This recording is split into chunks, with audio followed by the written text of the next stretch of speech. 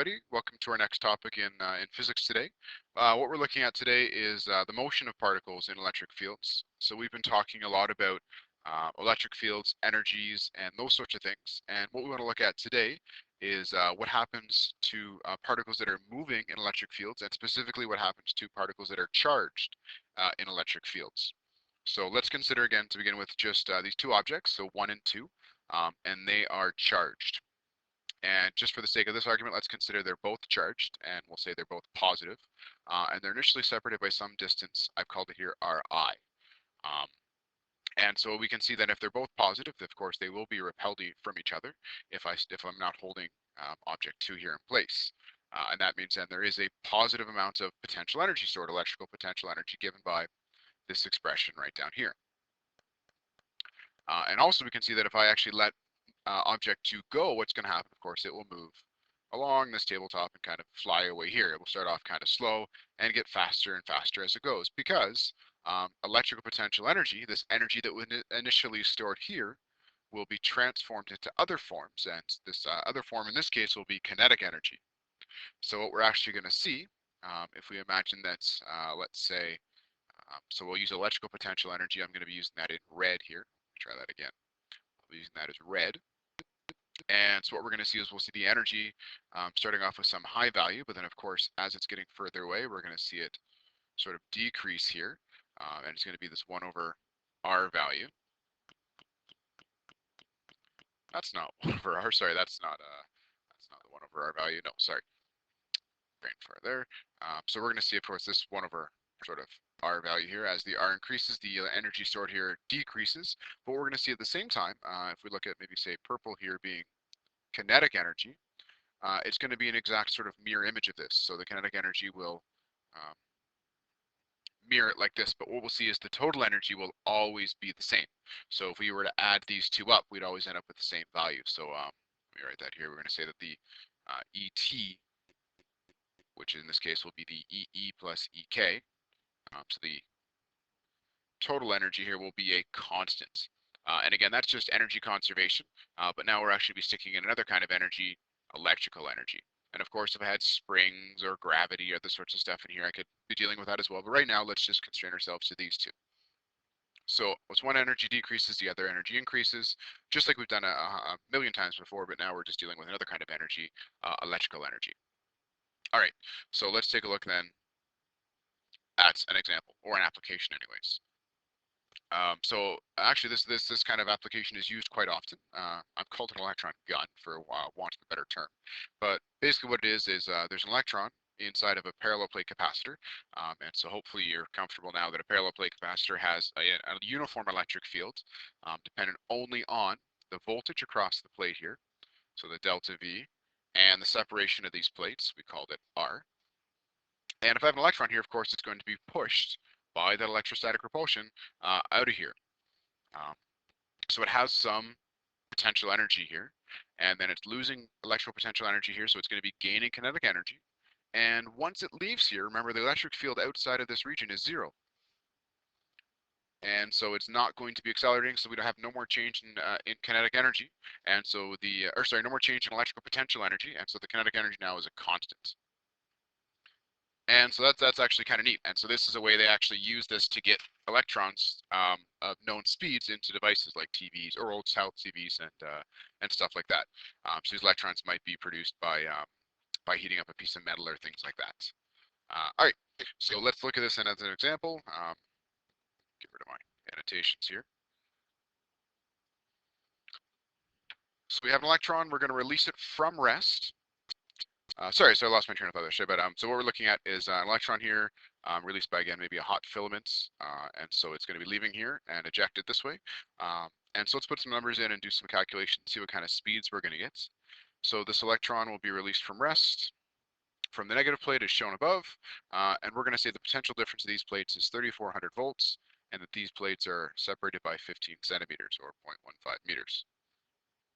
And I want to know what speed will it leave the gun. So how fast will it be leaving as it kind of ejects from this spot here. So our guiding principle again will be our conservation of energy. So here's our conservation of energy statement for this one. So the change in electrical energy is equal to, plus the change in kinetic energy is equal to 0. Another way to state that is any electrical energy it gains has to be compensated by any kinetic energy it loses, or the sum of them has to be zero. So here's our expression for electrical potential energy, and we've gone over this again. This is for a parallel plate capacitor, and the reason this is true, again, is because we're actually doing work against a constant force, right? So we kind of go up here.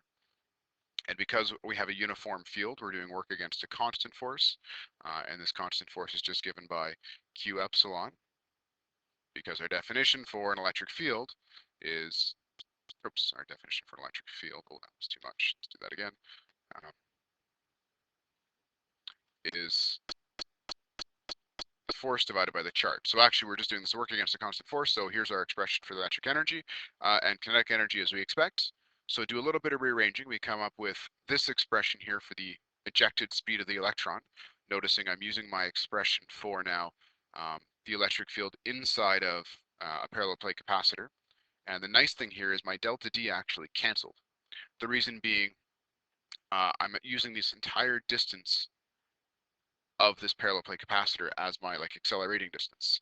So any sort of distance that it travels, it's also being pushed across. And so the delta D here, which represents the D that it's moving across, is the same as this delta D here, which is representing the separation of the plates. So we do that, and we end up with a pretty simple expression for the speed. And so we end up just shoving our numbers in here. Notice again, these are representative for the electron themselves. So Q is the electron charge. Again, a constant, you can look that up. And the mass of an electron, again, another constant you can look up. And I'm getting a speed of 2.3 by 10 to the power of 7 meters per second. Just quickly before we move on here, just to point out, this is actually an incredibly fast speed. It's about 1/10 the speed of light. And you'll see as we get later on in this course that actually we're going to have to modify this method a little bit, because once you get that fast, we have to worry about special relativity. Einstein says that things don't behave quite as we expect them to using classical physics at this sort of speed, but we'll cross that bridge when we come to it. All right, so let's take a look at another example here. So in this case, we have two protons, 1 and 2. 1, we're going to say it's fixed in place, it can't move, it's tied to the table or something. And we're going to say another proton is headed straight forward, so head-on collision. And when number 2 is infinitely far away, and I'm going to say infinitely here, meaning again that there's no interaction, so we can say the potential energy is 0, that it's traveling at this pretty fast speed. And I want to know what is the closest that these two protons will ever come together, because I hope you can appreciate what's going to happen is it will come towards it. It's going to come towards it, and because they're the same charge, there'll eventually be a spot where they can't. This sort of energy is insufficient to get any closer, and it will come flying off it again. And again, I want to know what is that distance. So there'll be some distance here where the speed of this thing will be 0, and we know it'll be 0 here because if it were still traveling this way, it would be not the closest it could be. It would actually be at some distance, and I've called this distance r. And so I'm going to call this my initial case and this my prime case, as I've done down here. And so before it has kinetic energy, and afterwards it has elastic potential energy. And I'm ignoring any sort of gravitational effects. Maybe actually you could see why. But the gravity's actually, but it's actually turned out to be very, very small effects. So we can ignore that safely. It's not going to do anything. So again, our expression for kinetic energy, our expression for electric potential energy. Notice that I'm using the simplified version for a point charge here. Sorry, 2-point charges here, because again, we do have 2-point charges. We don't have to worry about any sort of complicated setups. We have 2-point charges, so I just rearrange it, end up with this expression, and we substitute our values in. Again, I just want to point out what our values represent. So Q being the charges of the two objects. Notice I have it squared here because these are both protons, so they both have the same charge.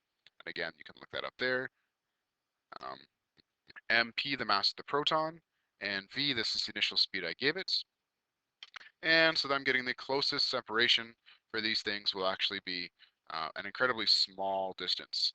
So this fast speed will mean these protons get quite close together before they actually fly off each other. And again, I think that kind of makes intuitive sense. Just because again, that these protons have lots of energy and not a lot of mass, so they're going to get really close together before they actually repel each other too much. Okay, so that's it out of me today. Before